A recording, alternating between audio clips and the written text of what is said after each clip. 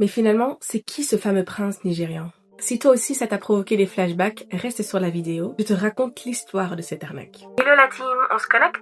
Bienvenue dans mon calendrier de l'Avent, je t'offre chaque jour ta dose de cybersécurité.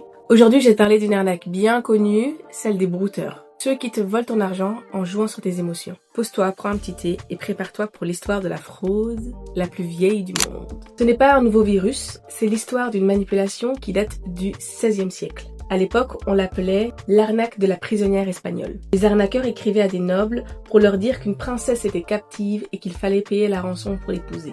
C'est une méthode bien ficelée qui joue sur les émotions. On fait miroiter à la victime une récompense tout en l'incitant à dépenser une somme d'argent pour en bénéficier. Et donc, la prisonnière espagnole implique cependant une dimension romantique. On fait croire à un riche noble ou un bourgeois qu'une princesse imaginaire est retenue par des méchants et qu'il faut payer sa rançon. Cerise sur le gâteau, la princesse délivrée allait même accorder sa main à son sauveur. Au XVIIIe siècle, cette arnaque elle revient avec une nouvelle appellation et ça devient les lettres de Jérusalem. Des prisonniers envoient des courriers pour apitoyer les gens riches et leur faire croire qu'ils détiennent l'emplacement d'un soi-disant trésor caché. En échange, ils demandent une petite somme d'argent pour les aider à sortir de prison. Si cette histoire, elle te parle, c'est tout à fait normal parce qu'elle fait écho à l'idylle amoureuse entre Anne et Brad Pitt. Le mode opératoire ne change pas.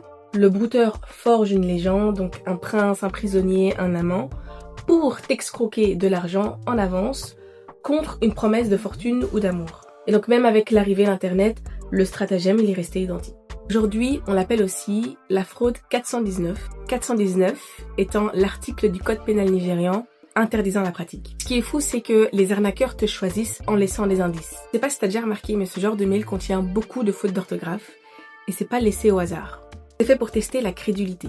Si tu ne signales pas le mail tout de suite ou tu ne le supprimes pas directement, le brouteur il sait que potentiellement tu as succombé à ce qu'on appelle l'effet loterie. Le rêve qu'enfin ce soit ton jour de chance. Le scénario il est conçu pour que tu t'auto-sélectionnes comme victime. Si jamais tu reçois ce type de demande, tu sais qu'il faut directement supprimer. Si cette histoire t'a intéressé, abonne-toi et nous on se retrouve demain pour une prochaine vidéo. Déconnexion sécurisée, la reine a parlé. Bisous la team!